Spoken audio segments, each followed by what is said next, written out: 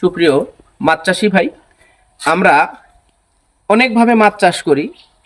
ডোবায় নর্দমায়, ভালো পুকুর, মিঠা পানি, লোনা পানি, নানান বেদো মাছ আমরা চাষ করে থাকি। আমরা নতুন একটি প্রযুক্তি যদি বলি, দেখেন এখানে অনেকগুলো মোটামুটি 8টা টাঙ্কি বা হাউস যেটাই বোঝানো করছে, এটা কিন্তু কোনোভাবে বায়োফ্লক না। এটা আমরা পানি রাখছি, জাস্ট নিচের ময়লা পানিটা মাছ খাবে, মল ত্যাগ করবে, পানি নিচের পানিটা একটু নোংরা হবে, ঠিক এই পানিটা আমাদের বের হয়ে যাওয়ার জন্য ছোট্ট একটা প্রসেস রাখা আছে। এটা আমরা পরবর্তী আলোচনায় আপনাদেরকে দেখাবো। তো আমরা এখানে আমাদের একটা টাঙ্কিতে প্রায় 2 লক্ষ লিটার পানি আটে।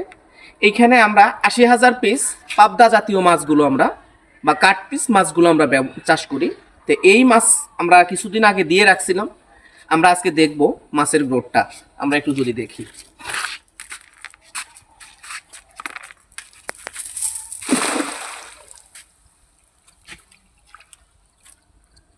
সুপ্রিয় দর্শক, আপনারা আমাদের সাথে থাকবেন।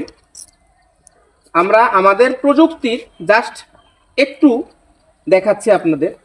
চাইলে আপনারাও এই পদ্ধতিতে মাছ চাষ করে নিজে স্বাবলম্বী হতে পারেন এবং মাছ চাষে একটা বিপ্লব তৈরি করতে পারেন। যদি আপনাদের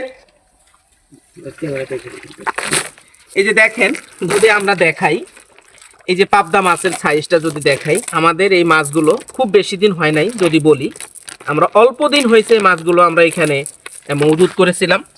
এগুলো যখন মজুত করি, এগুলোর সাইজ ছিল প্রায় হাফ ইঞ্চির মতো করে। এগুলো মোটামুটি 2.5 মাস 3 মাসে দেখেন একটা ভালো সাইজ আসছে।